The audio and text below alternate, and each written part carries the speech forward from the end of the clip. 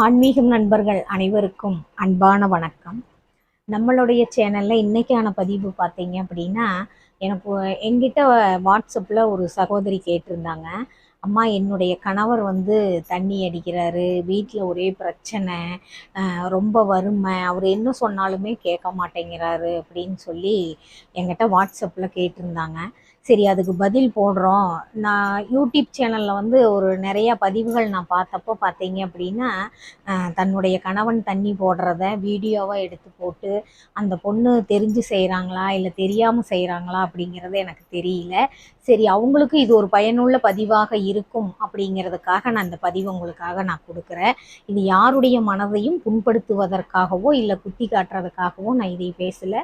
உங்களுடைய நன்மைக்காகத்தான் நான் இதை பேசுகிறேன். நீங்கள் புரிஞ்சுக்குவீங்க அப்படின்னு நான் நம்புகிறேன்.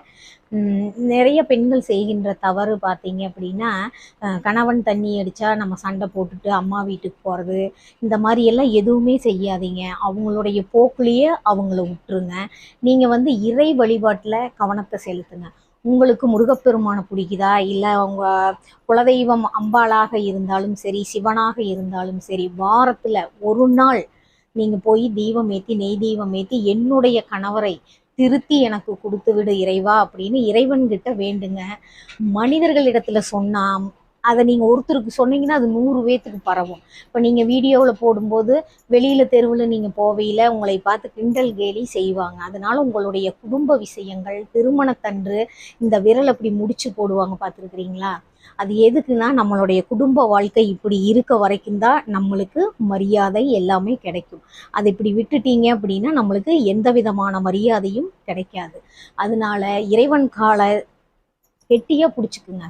என்னுடைய கணவரை திருத்தி கொடுக்க வேண்டியது உன்னுடைய கடமை முருகா, என்னை காப்பாத்து அப்படின்னு என்ன நடந்தாலும் எந்த சூழ்நிலையிலும் சரி, இறைவன் என்னை கைவிட மாட்டார், என்னுடைய கணவர் திருந்துவார் அப்படிங்கிற நம்பிக்கையோடு நீங்கள் உங்கள் கணவரை நீங்கள் எதுவுமே சொல்லாதீங்க, எதுவுமே பேசாதீங்க.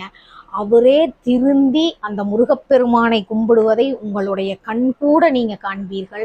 ஆனால் சோதனை நிறையாகத்தான் வரும். அதையெல்லாம் தாண்டித்தான் நம்ம சாதனை படைக்க முடியும். முருகப்பெருமான் சும்மாவெல்லாம் எடுத்தோன்னையே திருத்திட மாட்டார். நீங்கள் ரொம்ப மனமுருகி உள்ளமுருகி முருகான்னு அவன் திருவடி எப்போ பிடிச்சிட்டிங்களோ, அவர் என்ன சோதனை கொடுத்தாலும் சரி அத்தனையும் தாங்கி நீங்கள் வாழ்க்கையில் தாண்டி வந்துட்டீங்க அப்படின்னா கண்டிப்பாக நீங்கள் உங்கள் கணவரை திருத்தி விட